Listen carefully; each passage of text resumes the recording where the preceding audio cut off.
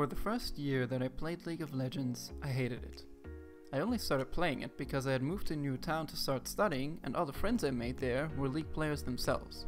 At that time, I had already heard many rumors of infuriating design and rampant toxicity, and when I started playing, these rumors all turned out to be true. Nowadays, however, I love the game. I play it on an almost daily basis with gaming sessions that can last long into the night. I like the game so much that I have even started convincing some of my other non-League of Legends friends to try the game out. But in doing so, I have come to a realization. The same realization I had when starting out myself. League of Legends is a nightmare for new players. In part, this is to be expected. All competitive multiplayer games are difficult at the start since they can't have the carefully crafted difficulty curves of single-player games. Especially in older titles where the community has had years to fine-tune their strategies, an initial struggle is inevitable. But League of Legends is especially bad. As I look back on my experience, there are many lessons that I have learned far too late and many confusing moments that could have so easily been avoided if the game had done a better job of teaching me how it works. And these design decisions have bugged me so much that I am now writing my bachelor's thesis about them. Hello. My name is Aaron, and welcome to my bachelor's thesis, where I will attempt to make League of Legends more beginner-friendly by analyzing the game's problems, finding solutions either from other games or by applying my own, and then summarizing these in an essay series. There's an important rule I will be setting myself here, and that is no gameplay changes, with gameplay referring to the stats and effects of all in-game actions. Everybody has an opinion about which champions need to be nerfed, deleted and reworked, which items need to be changed, etc. But that mostly comes down to personal preference, and since I am neither a professional player nor a game design expert, my opinion on the matter will not contribute anything new or anything useful. I also believe that gameplay changes are not as necessary as they may seem. In my personal experience, frustration will often arise due to a lack of knowledge about your opponent's capabilities or about the game mechanics in general. Any changes will therefore be targeted towards improving the game's clarity and reducing the game's entry barrier. Part 1: Visual Item Design. Over time, video games have developed their own universal language.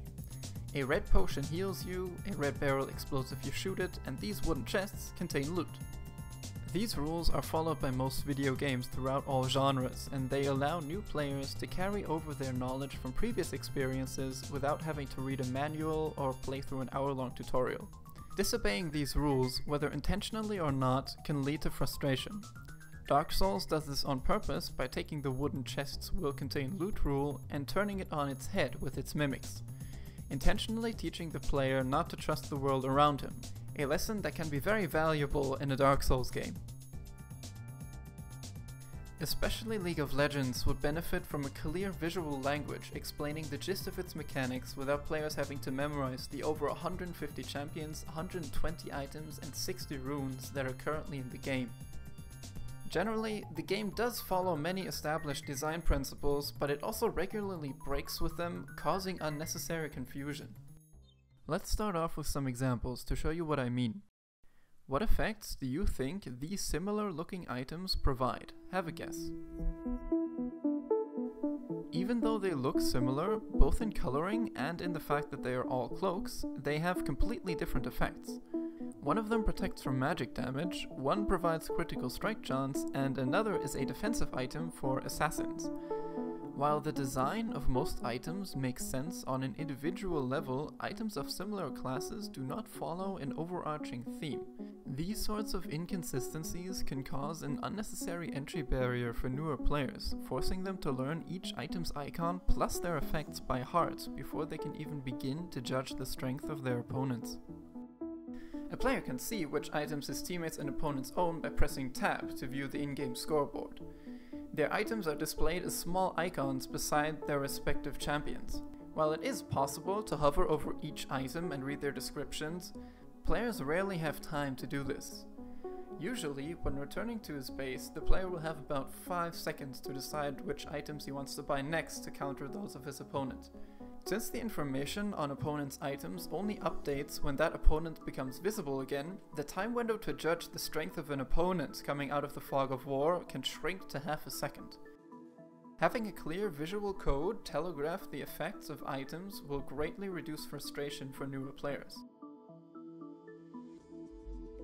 While this isn't the greatest issue League has, I would still like to begin my redesign project by addressing it, since I can use it to establish a few basic design principles that will come in handy for later projects. Something that is important to note about items in League of Legends is that they only represent a collection of stats and effects, nothing more. This is why it makes perfect sense in League of Legends for a ranged damage dealer to buy 6 different swords, or for a tank to buy 4 different chestplates but no helmet. As long as the item's effects are useful for a character, he can buy them. Ideally, I would like to change the existing icons as little as possible. In order to do so, I have analyzed them and split them up into different categories depending on their effects and the stats they provide. I will then create a mood board that broadly defines which stats are most related to which colors. Afterwards, I extrapolate a single color that will be most effective at representing a certain stat.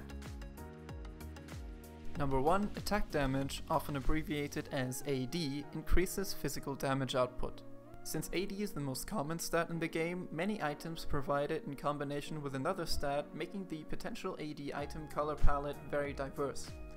The most common similarities amongst AD items are not necessarily their coloring, but their design. They are mostly medieval weapons like bows, swords, and axes. The items that primarily provide AD appear to be red and gold, but even here items like the Collector, Stormrazor, and Manimune stand out due to their blue tone. Here you can see 2 examples of different full AD item builds. Attack damage, or physical damage, is established as the opposite of magical damage in many video games, and over time certain visual codes have established themselves to separate these 2 damage types. Physical damage is something that humans have been inflicting on each other since the dawn of time, and its representation in video games is therefore very straightforward. Axes, swords, and spears are the primary indicators that something does physical damage, a fact that even non-gamers will realize instinctively.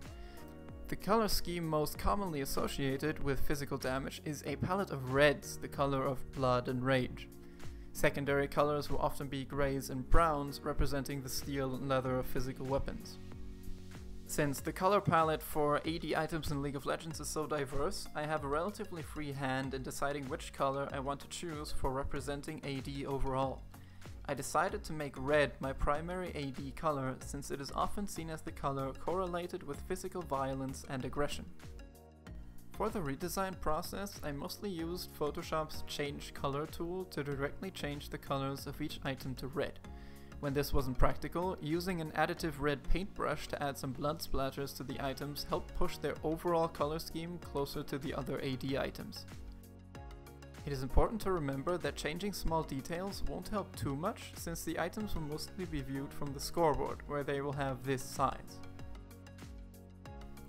Ability power, or AP, increases magical damage output, while magic resistance reduces the amount of magical damage taken.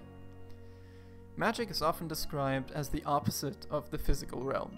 While a powerful physical damage dealer would be a large, heavily muscled warrior carrying a heavy weapon, the strength of magical beings often lies within their mind. Powerful mages are hence usually displayed as old, wise men with long beards whose rituals and spells frequently have religious undertones. Magical items will thus often share attributes with religious myths. Lightning, for example, is a common representation of magic in video games, referring to the power of Zeus or Thor in ancient mythology.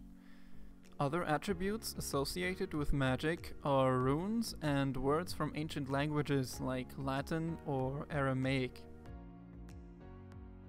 Gemstones, stars and other celestial bodies, rare metals, rare animals, and unusual light effects are also associated with magic. In the League of Legends universe, many magical devices created by humans use a technology type called Hextech.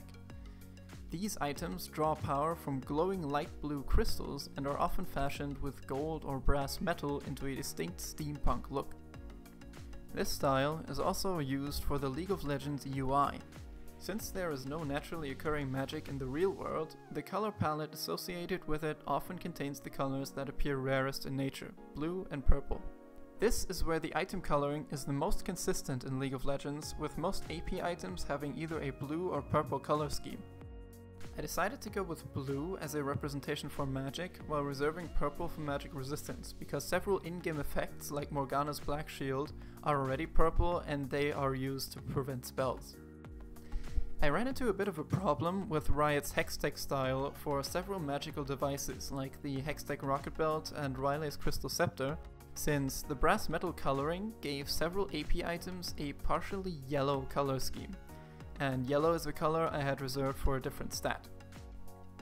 For some of these culprits, the solution was relatively simple, since I could change the brass coloring to whatever secondary stat the item provided. Riley's Crystal Scepter, for example, also provides a decent amount of HP, allowing me to change the gold coloring to green. If there are no significant secondary stats to be used, my solution was to desaturate the metal to make it look like plain steel, and slightly reducing its brightness to make the steel coloring stand out less, preventing the item from giving an armored impression. Unless the item does provide armor, of course. In most video games, there are often two ways for characters to be tanky. Either they have a lot of HP, or they have a lot of resistances. Hit points, or HP, always describe the amount of damage a character can take before dying. If a character with 10 HP takes a hit dealing 10 physical damage, he dies. If he takes 2 hits that deal 5 magic damage each, he also dies. It's very simple. Resistances, on the other hand, reduce the amount of damage taken from certain damage types. Armor reduces the damage taken from physical damage, but is useless against magical damage, while magic resistance, or MR, protects against magical damage, but not physical. Very often, character special abilities will focus on one type of tankiness over the other. These characters are often visually distinct. Hit points are usually more biological, representing the strength of the character himself, not his equipment. Visually, tanks with a lot of HP will therefore be built more heavily and, to emphasize this, tend to be partially naked. Tanks with a lot of resistances, on the other hand, are usually encased from head to toe in some sort of armor or other protective material. In terms of color, hit points in video games are represented by either red or green. Red is the color of hearts, which were the first HP indicators in early arcade games. In this context, HP are often also described as lives. Healing potions, which restore HP, are also traditionally colored red in essentially all video games, though there are some exceptions. Green is very often used as a color for health bars, with red indicating missing health. It is also frequently used to represent healing or restoring health. Whenever a character heals himself or allies, he will usually be surrounded by a green glow. In League of Legends, most HP items tend towards a red color scheme, with one notable exception, Warmog's armor. Warmog's armor is considered to be the HP item, giving by far the most HP in the game, and it is one of the reasons why I decided to make green the color of HP for my item redesign project. Another reason is that red is already used to represent AD, and while red could very much be used for HP, green cannot be used for AD since this would not be very intuitive. An interesting tool for redesigning HP items was the Ruby Crystal, which, after changing its color scheme from red to green, would have to be renamed Jade Crystal. Since the Jade Crystal is the most basic HP item, it makes a lot of sense incorporating smaller, perhaps polished or refined versions of it into other HP items. Unfortunately, this approach wasn't too practical for the other stat types, since the basic item for these stats is impossible to realistically implement visually into the more advanced items. I decided to disregard my rule about staying as close to the original designs as possible for the Knight's Vow, since I wanted to try my hand at designing something completely new. Knight's Vow's special ability is that it redirects some of the damage from a designated partner onto yourself. Both this effect and the item's name, Knight's Vow, allow it to be effectively anything from a sword to a banner to a scroll, but I decided to turn it into a shield. The red beam symbolizes the damage being redirected, and the item has a green ambient glow to represent its HP. The green shimmering effect is inspired by the look similar to shield impacts from science fiction genres like Star Trek or Halo, and it gives the item an additional green glow. Number 4. Armor. Armor decreases the amount of physical damage a player takes. Similar to attack damage, there are plenty of real-life examples of armor and armor colors, mostly metal grays and leathery browns. The problem with using these colors as primary indicators of a single stat is that they are also used as secondary colors for most other items. It is therefore necessary to supplement the grays and browns with other colors to make them stand out. I decided to use 2 colors, dark blue, since it is already used in several armor items, especially the iconic chainmail, and white. This gives most armor pieces a relatively desaturated look, contrasting them to the other far more colorful items. Number 5. Attack speed. Attack speed increases the rate at which a champion can perform basic attacks. In terms of color, attack speed is less defined by the gaming code I have mentioned at the start, giving us more leeway when establishing our own color code for it. This stat is most commonly bought by squishy marksmen and fighter class champions and is almost exclusively bought in combination with attack damage, with a few exceptions. In terms of design, attack speed items imply agility and speed, with the most basic attack speed item being a dagger and the most common color being yellow. Since most attack speed items also provide AD, this has the nice side effect of giving physical damage item builds a distinct fiery look. The effect of lethality is a bit confusing. It reduces the effectiveness of opponent's armor, but due to the way damage reduction by armor is calculated, it is most effective against targets with low armor. Because of this, assassins are the most common users of lethality items. Their design tends to include daggers and knives with serrated edges, and since many lethality items already tend to have a teal glow to them, and because I'm running out of space on the color wheel, I have decided to assign lethality items to the teal section. Visually updating some of the lethality providing knives with serrated edges also helps keep these burst damage oriented items distinct from the more DPS focused counterparts. Similar to attack speed, critical strike chance, or crit, is exclusively bought by squishy fighters and marksmen. Also, crit is almost always bought in combination with attack speed items. This is why I have decided to telegraph critical strike chance by using shapes instead of colors. An arrow shape pointing from bottom left to top right would be easily discernible even when viewed from the in-game overview window. Since any champions buying crit items will also be buying AD and attack speed, it will still be apparent that this champion is dealing physical damage. The only thing left is to go through every single item that doesn't provide crit and, if necessary, flip them. Number 8. Healing and Lifesteal. Self-healing can be incredibly frustrating to deal with, especially for beginners, since it adds another layer to the question of how low does my opponent have to be before I can all-in him. Telegraphing items that provide healing with red jaws for lifesteal or red crosses for healing and regeneration would be one small step towards giving players a fairer chance at judging their opponent's tankiness. Number 9. Other minor changes. Anti-heal items, which reduce opponent's healing, already have a defined dark green color scheme. The only exception to this rule is the Thornmail, which has probably retained its look because the item's design is an iconic relic from the game's very beginnings. But, since I am a cold soul who assigns no value to nostalgia, I have adjusted its color scheme to fit in with the other anti-heal items. These changes should help players determine the effects of items at a glance. However, there are some issues that may arise from this approach as well, which I would like to address in this final segment. There is a danger that, due to the similar color schemes, items will look too similar. While a champion's basic direction would be clearly highlighted, specific items, and therefore their unique effects, may be drowned out. However, since these reworks are targeted at newer players, the primary focus is to telegraph a champion's basic direction and playstyle, since more experienced players will know the effects of all items by heart and not need any obvious visual cues about their specific effects. Another potential problem with items looking too similar is that it may reduce a player's satisfaction when completing them. A set of visually unique items does look a lot prettier in your inventory than a set of too similar looking ones. This would conclude my first redesign project for League of Legends. I have changed almost every single item sprite to fit a theme based on its effects. This, if implemented, should hopefully allow newer players to focus less on their struggle of understanding the game's items and more on blaming their teammates for their own mistakes. In order to help out in this regard as well, my next project will focus on League of Legends ability design.